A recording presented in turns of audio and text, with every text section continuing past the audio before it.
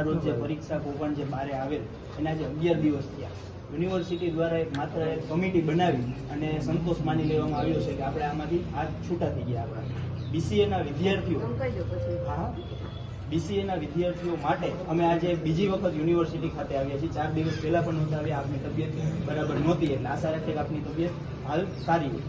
અમે આજે તમારી પાસે જવાબ લેવા આવ્યા છીએ કે બીસીએના વિદ્યાર્થીઓ આજે અસમંજસમાં છે કે તેમની પરીક્ષા રદ થશે, કે એમનું પેપર ઇન્યુ કન્ટિન્યુ કરવામાં આવશે, કે કન્ટિન્યુ કરવામાં આવશે તો ગ્રેસિંગ માર્ક આપવામાં આવશે, 25 માર્કના પ્રશ્નો જે ખૂટેલા હતા એનું શું કરવામાં આવશે. અને બીજી અમારી પહેલી માંગ તો એ જ છે કે પોલીસ ફરિયાદ કરવામાં આવે. કેમ કે કોઈ પણ દુખાવો, માણસ કોઈને કેન્સર થયું હોય તો ખાલી દવાથી નથી મટવાનું, ખાલી દુવાથી નહીં નથી મટવાનું, બરોબર? તો યુનિવર્સિટી ખાલી એની રીતના તપાસ કરશે તોય આનો નિવેડો ન થવાનો, પોલીસ તંત્ર કરશે તોય ન થાય. બે સાથે મળીને કરવા માટે અમે આજે CYSS અને NSUI દ્વારા બીજી વખત એવી સંયુક્ત માંગ કરવામાં આવે છે કે આપ તાત્કાલિક ધોરણે પોલીસ ફરિયાદ કરો. અને ખાસ તો આજે જે બીસીએના વિદ્યાર્થીઓ છે એની અમને લેખિતમાં બાંહેધરી આપો કે એની પરીક્ષા રદ થશે કે નહીં, કે એનું કન્ટિન્યુ કરવામાં આવશે, એ માંગ લઈને અમે આવ્યા.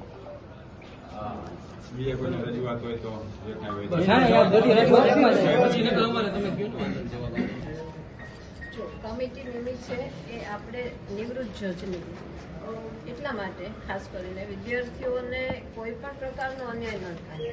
કારણ કે અમારામાંથી કોઈકને હું નિમત કે તો એવું થાય કે એને પ્રેશર કરીને બેને દબાવી દીધું કે કોઈને છાપે, આપણે કરવા નથી માંગતા. દૂધનું દૂધ ને પાણીનું પાણી થાય એના માટે જ આપણે સાવ ત્રીજી વ્યક્તિને એ પણ જજ કક્ષાની વ્યક્તિને નિમ્યા છે. એટલે નિષ્પક્ષ આવશે પહેલી વાર. બીજું એમને આપણે કેટલા દિવસ 11 દિવસ તપાસ સોંપીને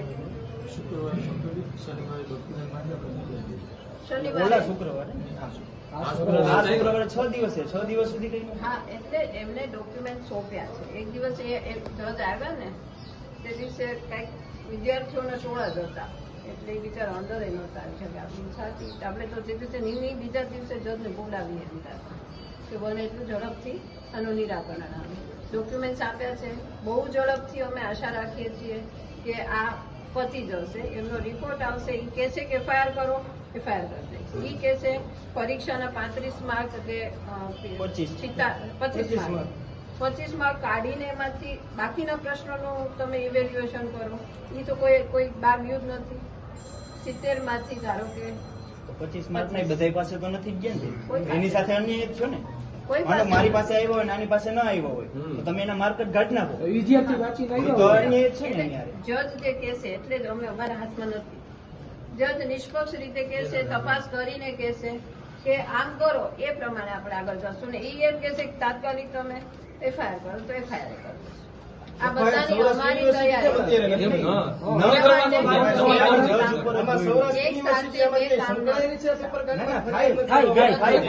અત્યારે બધું પોસિબલ છે. 2 અને 4 સૌરાષ્ટ્ર યુનિવર્સિટી આવા કેટલાય પેપર કાઢ્યા અને આવી કમિટી વારંવાર બનાવવામાં આવે છે. આ કમિટી ખાલી વિદ્યાર્થીઓને ગુમરાહ કરવા માટે બનાવવામાં આવી છે, ટાઈમ પાસ કરવાની ગણતરી છે. બીજું મેડમ રહી વાત બીજી, અમે કઈ વિદ્યાર્થી માંથી અમે કઈ ગુંડા લાગી તમે અમને ગેટ બંધ કરવાનો કારણ અમે કઈ ગુંડાઓ નથી.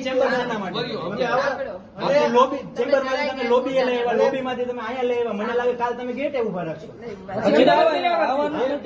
મેડમ સૌરાષ્ટ્ર યુનિવર્સિટી ડાયલોગ કરવાની મારી ફરજ છે. હું બહાર આવી આ વિદ્યાર્થીઓ મેડમ આ સૌરાષ્ટ્ર યુનિવર્સિટી આપ છો, તમે વિદ્યાર્થી સંગઠનને અંદર આવતા તમે રોકી ન શકો. નથી રોકતા. વિદ્યાર્થીઓના પૈસા આવતી આજે અમને કેમ રોકવામાં આવ્યા? પહેલી વાત તમે કહો.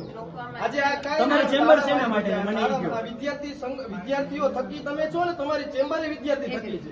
વિદ્યાર્થીઓ પૈસાથી ચાલે છે સૌરાષ્ટ્ર યુનિવર્સિટી. કોઈ ઘરેથી પોતાનું કઈ નથી લાવતું. મેડમ તમને આજે રોકવા કેમ આવ્યા? વિદ્યાર્થી માટે જ આ બધું છે. અમે એક આ BCA આ ખુરશીની ગરીમાઈ આ બસ આ ખુરશીની ગરીમાઈ બહુ આશા રાખે વિદ્યાર્થીઓને બધું તમે વેઇટ કરી અમે બેઠા છીએ, બરોબર? તમે લેખિતમાં આપો કે આટલા દિવસની અંદર કમિટીનો રિપોર્ટ આવશે, બરોબર? ચોક્કસ ઝડપથી નહીં.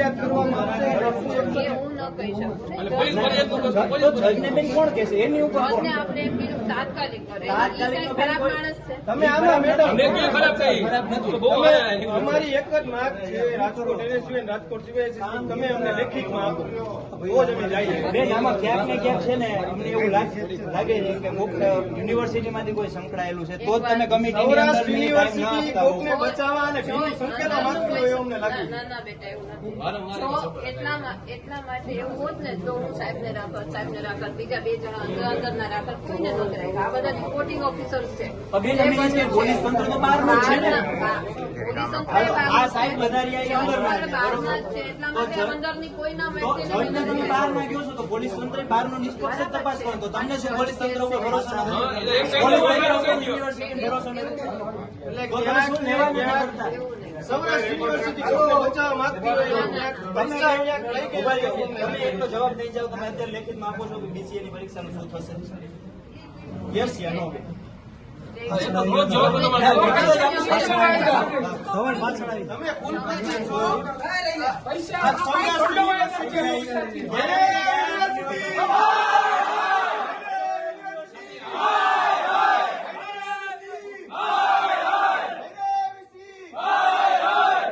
આજરોજ NSUI અને CYSS દ્વારા સૌરાષ્ટ્ર યુનિવર્સિટી ખાતે સંયુક્ત ઉપક્રમે વિરોધ પ્રદર્શન કરવામાં આવેલા છીએ.